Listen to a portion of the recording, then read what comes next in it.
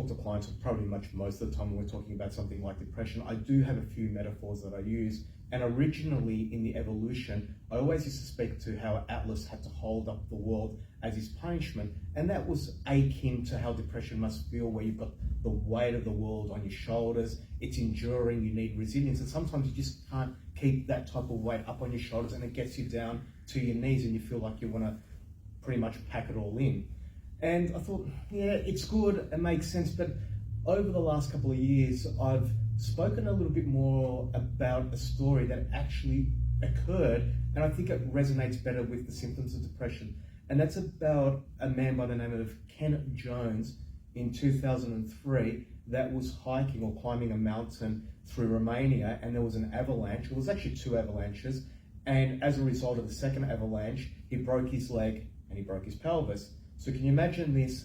Here's a guy pretty much in no man's land, on his own, 26 years of old, and I will put in there that he did have prior military training. So there is probably a bit of a caveat here to what goes next in the story.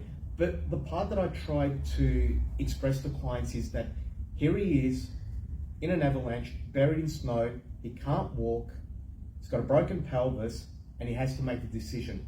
Do I stay here and die, or do I try my best inch by inch to move forward? And when we talk about this type of metaphor, we talk about the avalanche being very similar to what depression is. It can be this external source that just comes over you gradually or all of a sudden and makes you feel that you're immobilized. You don't have the motivation.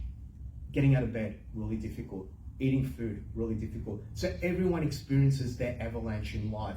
Some people can move through it, some people, they really struggle to. And then we're at this point where Ken had to go through this over 4 days, inch by inch crawling and limping. And I think this is really akin to what we talk about in behavior activation. We want very, very small goals. The inch by inch that Ken did is sometimes what we talk to clients about. You're not going to change how you feel today, and you're probably not going to change in the next week. But if we can work on small, simple, clear goals, as simple as getting out of bed, brushing your teeth, doing a few activities, things that we do in normal cognitive behavior theory like behavior activation, we can be a little bit more like Ken, moving day by day, inch by inch, out of the darkness back into the light. So that's really a metaphor that I like to use. And I think what it really signifies, if I was to summarize this metaphor, is that in any form of depression, the first bit of help occurs from the self, the person. The person needs to want to be able to move forward. And we talk about motivation, we talk about values, but it also signifies that there are people there to help you.